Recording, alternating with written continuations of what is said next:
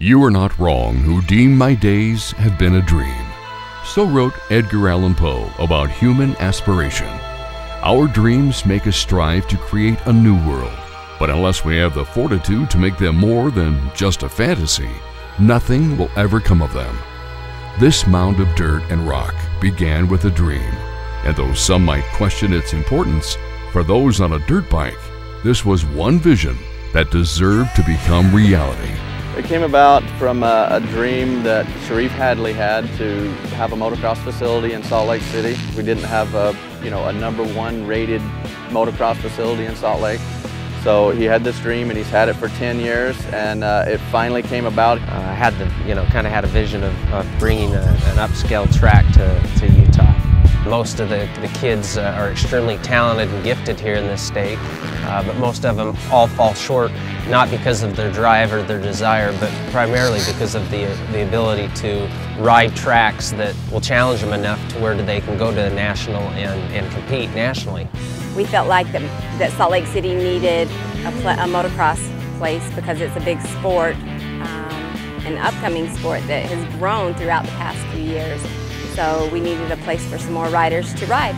The Jordan River OHV Park off of I-215 on the west side of Salt Lake has been the training ground for many dirt bikers looking to hone their skills. Sharif Hadley, owner of Land Rover of Centerville and American Ford, has ridden these tracks along with his family for years, but wanted something more for experienced riders. Instead of wishing it would someday happen, he set out to make it happen.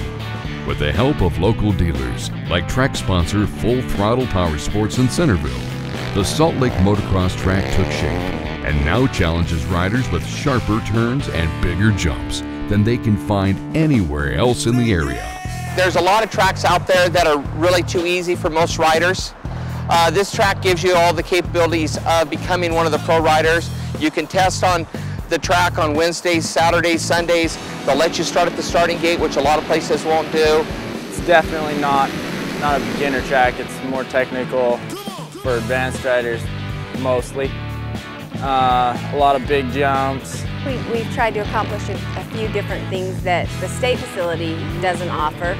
We are putting on events, which is huge, draws in riders from all over. These events bring family and supporters out to cheer on their racers, while giving up-and-coming riders a chance to practice on a pro track, many for the first time.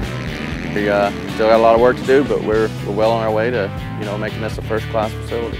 The Salt Lake motocross track may have began with just a dream, but it was the hard work of those who love the sport and were willing to sacrifice for it that turned it into a reality. Now, all it needs are a few racers willing to find out if they are up to the challenge it presents. It's really, for me, a donation back to the community and to the kids. I wanted to create a place that kids can come and hang out there. It's a good environment, and as long as I can provide something for these kids and they like it and enjoy it, and we can keep it going, I think that ultimately is the goal of SLMX.